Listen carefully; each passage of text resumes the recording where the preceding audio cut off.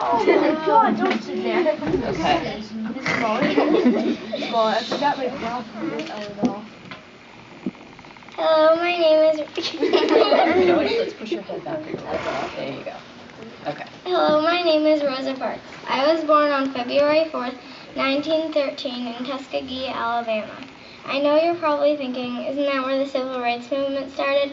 If you were, you're right. I was a big part of the Civil Rights Movement, especially the part about bus segregation. During this time, blacks and whites were separated. Blacks didn't have the same privileges as whites.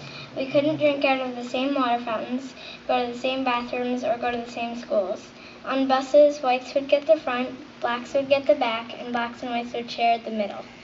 But if there were whites across the aisle, then blacks had to sit somewhere else or stand.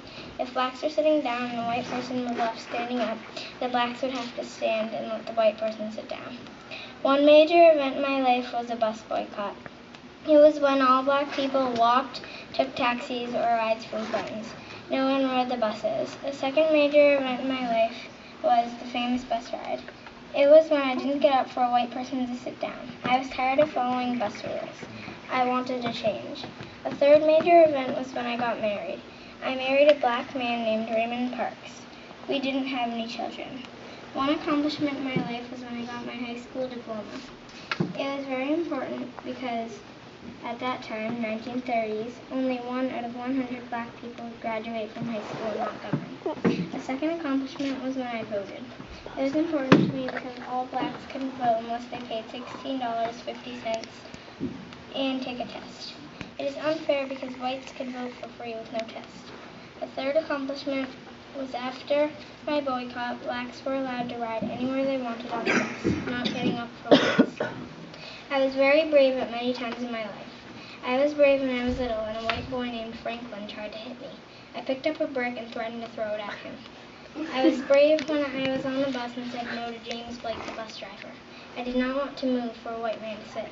Another example of when I was brave was when I got arrested. I stayed calm even though I thought it was unfair that I was being arrested. Here is a quote that proves I was brave. Blake drew closer and said, "Look, woman, I told you I wanted that seat. Are you going to stand up?" I replied softly, "No, I'm not."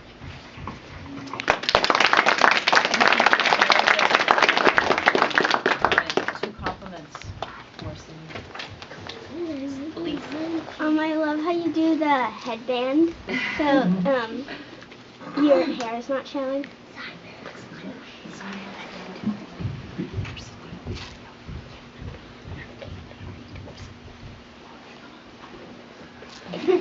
I like the pictures that you put on. Great job. Very good.